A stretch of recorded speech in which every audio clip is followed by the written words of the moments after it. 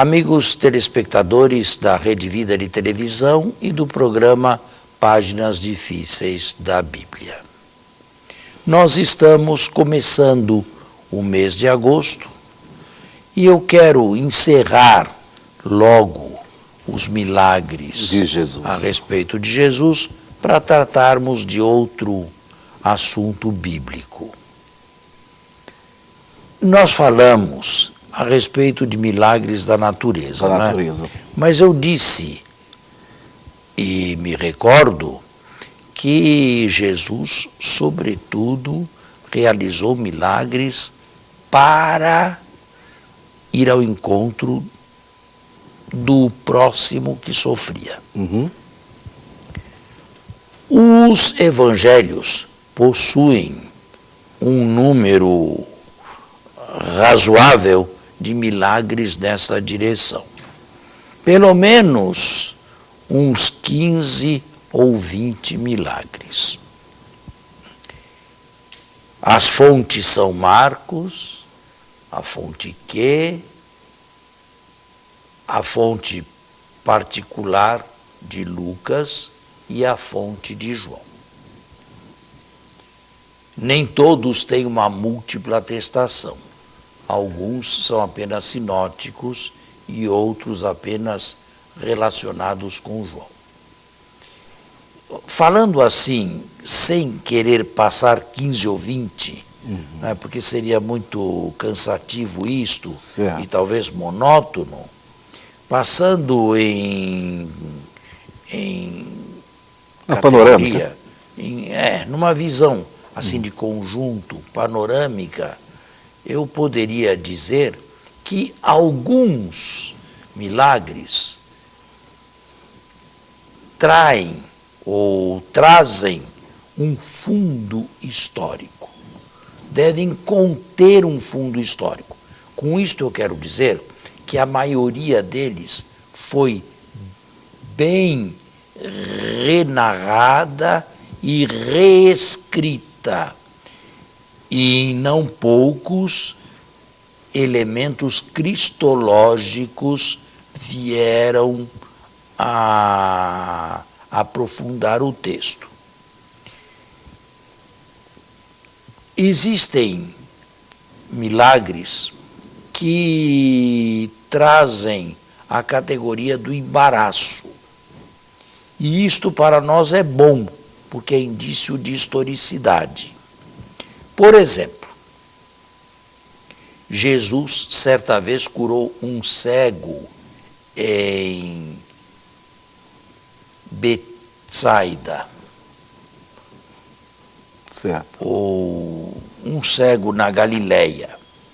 E o evangelista Marcos diz que Jesus usou saliva, cuspiu no olho do cego. Cuspiu a primeira vez e o cego não viu claramente. Cuspiu a segunda vez e o cego enxergou plenamente. Primeiro ele veio como árvores, né? Homem como exatamente. Árvores. Bem, este é um elemento eliminado, omitido por Mateus e por Lucas e por motivos que se entende, não é? Viram nisso a possibilidade de se interpretar Jesus como se fosse um mago e o ato como se fosse uma magia. Não nos esqueçamos, na antiguidade a saliva era muito usada para fins terapêuticos, numa sociedade pré-científica e onde praticamente não existia a medicina. Portanto, o gesto de Jesus, embora inconsueto, embora um tanto chocante para nós modernos hoje, é um gesto que se enquadra bem com a época de Jesus. Também um tanto chocante é o fato de não ter conseguido realizar plenamente o milagre de uma só vez. E ter precisado cuspir pela segunda vez no olho do cego. E então este vê. Marcos se aproveitou deste episódio para mostrar a visão de fé progressiva, imperfeita, pela que passou Pedro e passaram os discípulos. Visão de fé imperfeita. Não foi de uma única vez que receberam o dom da fé. Mas isto já é teologia marciana.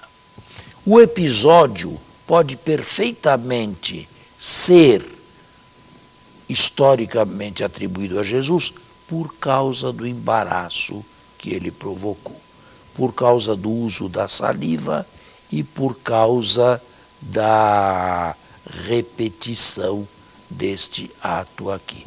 Repito, Marcos utilizou o episódio como que a mostrar ao leitor que muitas vezes não se tem nenhuma fé, nenhuma visão de fé, e outras vezes se tem uma visão imperfeita da fé.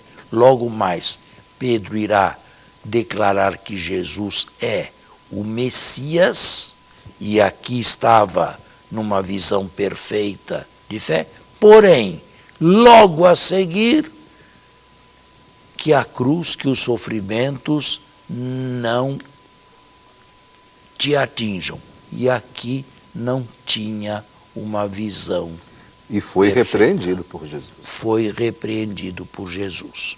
Aqui está um sinal que, exatamente na sua estranheza, deve conter elementos históricos, porque o cristianismo pós-pascal não inventaria este tipo de coisa.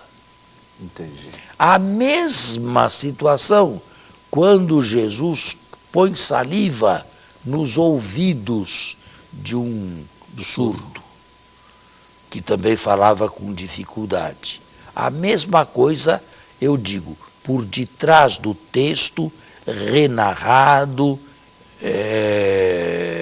multiplicado na sua transposição, ou melhor, na sua transmissão oral e depois escrita, devido ao fato da saliva.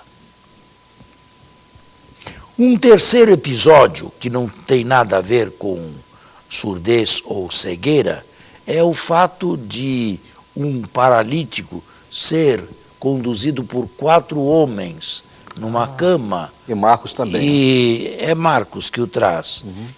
A fazer o leito com o paralítico descer até onde estava Jesus por causa da multidão que ali se comprimia. O gesto dos 4 é pitoresco. É alguma coisa que não acontece normalmente e só é narrado uma vez. Por causa desse gesto pitoresco, nós podemos aceitar que alguma coisa neste gênero deve ter acontecido quando Jesus estava em alguma casa da Galileia ou em Cafarnaum. Agora, nós temos episódios de um leproso que vai até ele e pede: se queres, podes curar-me. Quero. Impõe-lhe as mãos, fica curado. Que dizer disto? O episódio, percebe, é estandardizado. O episódio, de certa maneira, é bastante estereotipado. Não dá para fazer uma afirmação, um juízo histórico. É possível, em primeiro lugar, é preciso saber que por lepra se conhecia ou se entendia não apenas a doença de Hansen, mas qualquer doença de pele. era chamada lepra. E por isso nós não sabemos exatamente de quem se trata. O curado é anônimo, o curado não se sabe se tornou ou não discípulo de Jesus, que é que fez, como interpretou o milagre, percebe? O texto vem muito escassamente até nós. E então é impossível, neste caso, dar um juízo histórico.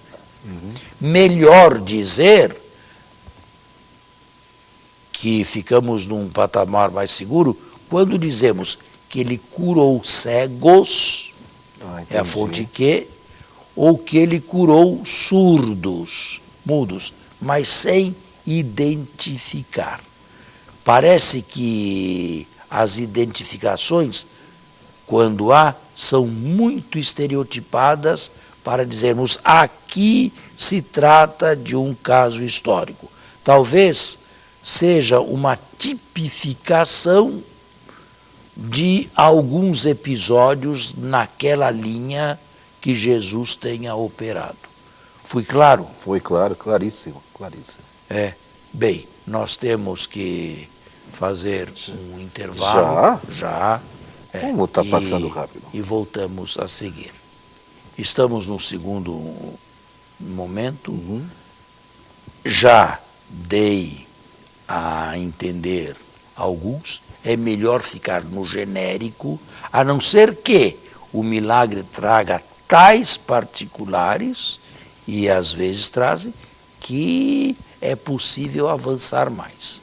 É melhor ficar no genérico. Ele realizou sinais e prodígios. Entendi. E alguns deles são mais tipificações. Ou seja, naquele leproso podem estar diversos casos, diversos curados, né? Todos eles ali personificados, naquele leproso anônimo. Agora, o senhor me falou aqui no intervalo... A viúva de Naim. A viúva de Naim. Aqui, em primeiro lugar, é só Lucas que o traz. Lucas, capítulo 7. Só Lucas. Não tem múltipla atestação. Lucas não poderia ter inventado Naim. Por que inventar Naim? Lucas não conhecia a Palestina, nunca esteve na Palestina. Sim. Por que inventar uma aldeiazinha sem nenhum significado? Por que inventá-la? A arqueologia encontrou a aldeia de Naim. Lucas fala de uma porta da cidade. A aldeia de Naim tinha uma porta. Nós temos o cortejo da morte que sai e o cortejo da vida com Jesus que entra. Por causa destas duas especificações, Naim, Lucas não inventaria isto assim, se não tivesse recebido nada. E por causa das portas da cidade, que realmente foram encontradas na arqueologia, e não eram todas as aldeias que tinham portas ou muralhas, eu aceito que alguma coisa tenha acontecido. Querer reconstruir o fato na sua inteireza, como se deu realmente a partir de 7, 8 linhas de Lucas, é muito difícil, se não impossível. Mas acredito que alguma coisa nesse gênero de ressuscitamento de um morto possa ter ocorrido e possa ter sido essa história transmitida da forma como aconteceu, sem modificar ou sem agravante algum durante a história da transmissão. Com relação ao morto, à morta, melhor, a filha de Jairo, a mesma coisa. É praticamente a única, tem um outro caso, mas é praticamente a única miraculada de quem se sabe o nome, Talita. Houve ali uma expressão aramaica que foi conservada e não foi traduzida para o grego. Talita cumi, menina, levanta-te. O pai dessa menina se chama Jairo. Como isso tudo foi inventado? Percebe? Tem mais. Este foi o milagre mais extraordinário que Jesus realizou. E, no entanto, nenhuma cristologia, nenhuma teologia, eu sou a ressurreição e a vida, como em João, por exemplo. Pelo contrário, caçoavam dele, zombavam dele. Quando disse a menina não morreu, a menina está morta, está dormindo.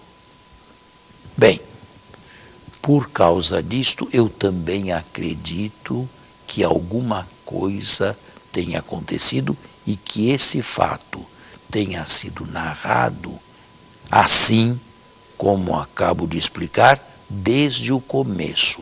E não foi uma doença grave que na transmissão oral se foi agravando até chegar à morte. Ela sempre foi narrada dessa maneira.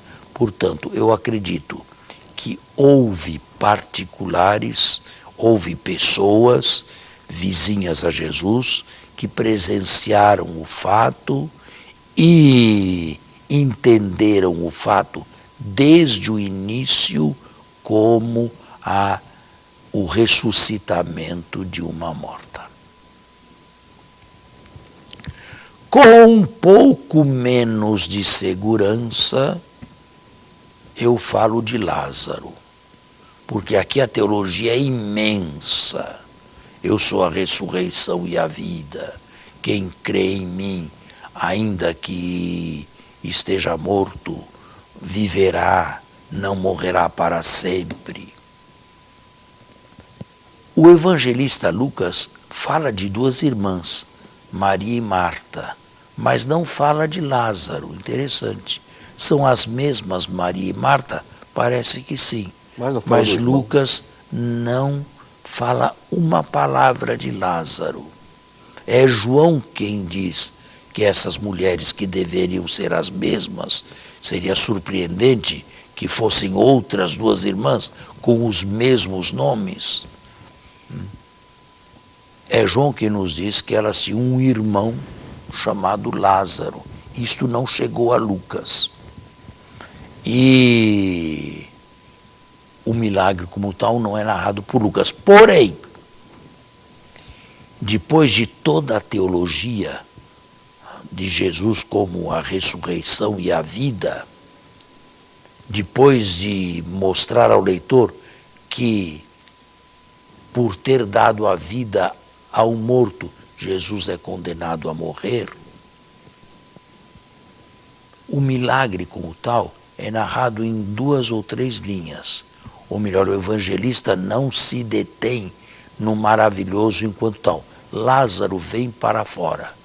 O morto veio para fora e retiraram-lhe os panos com os quais estava envolto.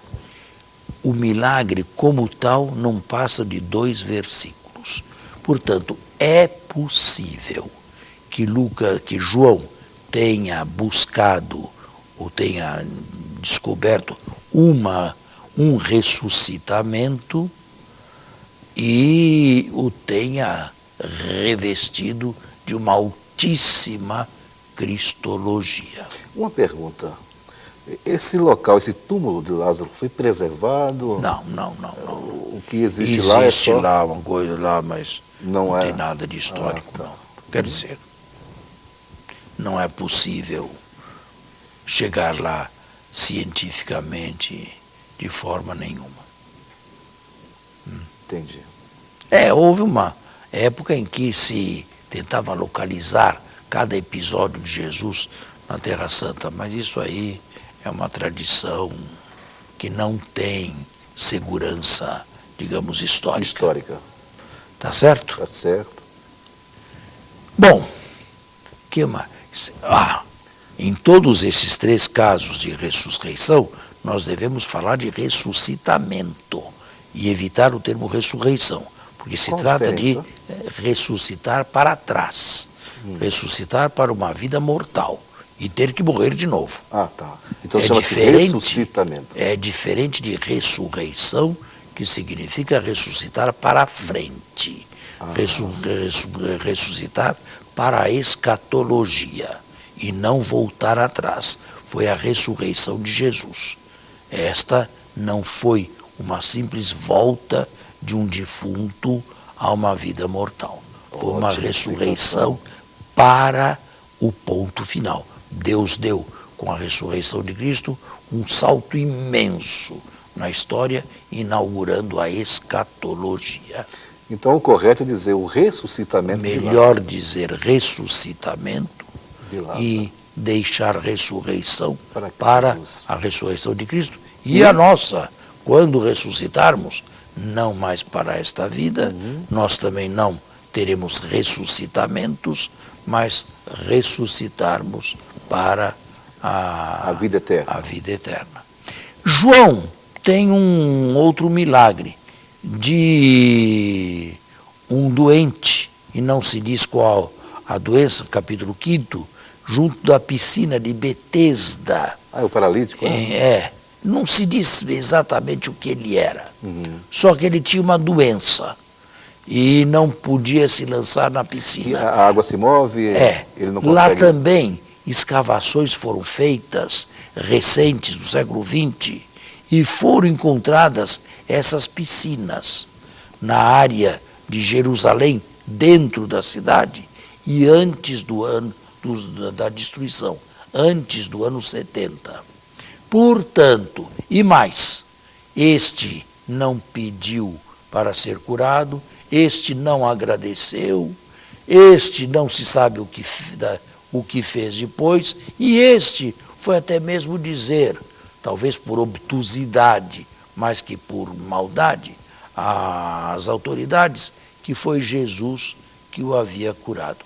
Por esses motivos todos, eu também estou propenso a aceitar que isso aqui não teria sido inteiramente inventado pela comunidade. Qual é o termo que você usa? Lichet, é isso? Como? Quando atesta que é possível, qual é o termo que você usa? Quando é possível, lichet. Lichet, Quando não é possível, ou melhor, não satisfaz, certo. Non liquet. Perfeito. Não, é o termo latino, é a expressão latina. Não satisfaz, ou seja, não temos elementos suficientes para chegarmos cientificamente com a historicidade, com a história até lá. No primeiro programa, é só para poder situar... Mas estamos já com o tempo esgotado. Já estamos? Já então, esgotou. Que pena. Então, fica para o nosso próximo programa. Muito obrigado. Muito obrigado. Até o próximo sábado, com a bênção e a graça de Deus.